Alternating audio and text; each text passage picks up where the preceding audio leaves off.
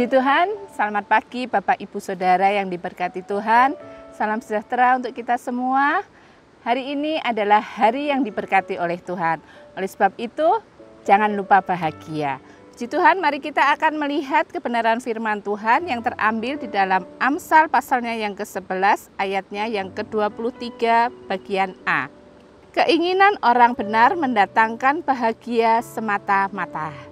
Setiap orang pasti menginginkan untuk memiliki hidup yang bahagia. Namun hari-hari ini kebahagiaan menjadi seperti barang yang langka. Ada sebuah kalimat yang sering kita dengar atau kita baca, yaitu jangan lupa bahagia ya. Ternyata manusia bisa lupa untuk bahagia. Entah itu karena pekerjaan yang menumpuk, entah itu karena omongan orang yang tidak benar tentang kita, entah itu karena masalah rumah tangga, entah itu karena kita tidak punya uang, kesehatan yang terganggu, dan sebagainya. Bahagia itu perlu.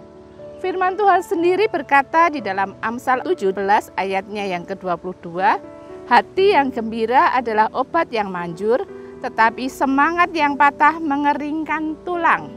Umumnya tolak ukur kebahagiaan duniawi adalah apabila secara materi kebutuhan-kebutuhan manusia terpenuhi, punya uang yang banyak, memiliki pendidikan yang tinggi, pekerjaan yang mapan, punya kekuasaan, punya status sosial terpandang, punya rumah mewah, mobil, bisa jalan-jalan ke luar negeri, punya keluarga yang harmonis, dan lain sebagainya. Tak heran manusia berusaha dengan berbagai cara untuk mendapatkannya. Dan saat ini kita akan melihat ciri-ciri orang yang berbahagia dan bagaimana kita bisa menjadi orang yang berbahagia. Orang yang berbahagia adalah orang yang dapat mengubah keadaan, bukan terbawa oleh keadaan. Di dalam Mazmur pasal yang ke-84 ayat yang ke-6 dan ayat yang ke-7 dikatakan, berbahagialah manusia yang kekuatannya di dalam Engkau, yang berhasrat mengadakan ziarah. Apabila melintasi lembah baka, mereka membuatnya menjadi tempat yang bermata air, bahkan hujan pada awal musim menyelubunginya dengan berkat. Di sini firman Tuhan jelas berkata bahwa kebahagiaan sejati manusia adalah ketika kita meletakkan kekuatan kita kepada Tuhan. Ketika melewati lembah baka kesedihan, justru kita tetap dapat bersukacita karena Allah menyertai kita. Alkitab menyatakan bahwa kita adalah garam dan terang bagi dunia. Ketika sekeliling kita menghadapi kesukaran dan kesedihan, maka kita dipanggil untuk membawa mereka kepada terang dan kekuatan Kristus yang melegakan, menyembuhkan, dan memulihkan. Yang kedua, orang yang berbahagia adalah orang yang dapat berjalan makin lama makin kuat apapun situasinya. Mazmur 84 ayat 8 mengatakan mereka berjalan makin lama makin kuat hendak menghadap Allah di Sion. Orang yang kuat dan semakin kuat adalah yang tidak kehilangan fokus di dalam kehidupan ini, yaitu bahwa seluruh kehidupan ini adalah dari, oleh, dan untuk Tuhan. Orang yang memfokuskan dirinya menyenangkan hati Tuhan, mencari wajahnya, bergaul semakin hari semakin intim dengan Tuhan, maka apapun yang terjadi dalam hidupnya, ia justru dapat berjalan menjalani kehidupan ini semakin lama semakin kuat. Orang yang berbahagia adalah orang yang dapat menghadirkan suasana ilahi atau hadirat Allah di dalam keseharian. Mazmur 84 ayat 11 mengatakan, sebab lebih baik 1 hari di pelataranmu daripada 1000 hari di tempat lain. Lebih baik berdiri di ambang pintu rumah Allahku daripada diam di kemah-kemah orang fasik. Isi hidup keseharian kita dengan suasana ilahi, yaitu senantiasa melibatkan Tuhan di dalam segala hal di dalam hidup kita. Apabila sesuatu yang terjadi yang mungkin tidak sesuai dengan apa yang kita inginkan, maka kita tidak akan sedih atau kecewa karena kita telah melibatkan Tuhan di dalamnya. Dan kita tahu bahwa Allah akan selalu memberikan apa yang terbaik di dalam kehidupan kita. Puji Tuhan. Dan pagi hari ini kita akan melihat bagaimana kita bisa mendapatkan kebahagiaan itu. Untuk kita mendapatkan kebahagiaan, kita harus hidup di dalam Yesus, sumber kebahagiaan sejati. Matius pasal yang ke-11 ayat 28 dan 29 mengatakan, Marilah kepadaku semua yang letih lesu dan berbeban berat, aku akan memberikan kelegaan kepadamu. Pikulah kuk yang kupasang dan belajarlah padaku, karena aku lemah lembut dan rendah hati, dan jiwamu akan mendapat ketenangan. Apakah ini berarti bahwa Yesus akan membuat hidup kita tanpa masalah? Tentu saja tidak. Yang Yesus berikan adalah kekuatan jiwa untuk tetap mengalami kelegaan dan ketenangan meskipun kita berada di dalam berbagai persoalan hidup. Yesus katakan, marilah kepadaku. Kebahagiaan sejati hanya ada pada Tuhan, sebab Dialah yang memiliki semua jawaban dan jalan keluar yang kita butuhkan atas semua persoalan hidup yang kita hadapi.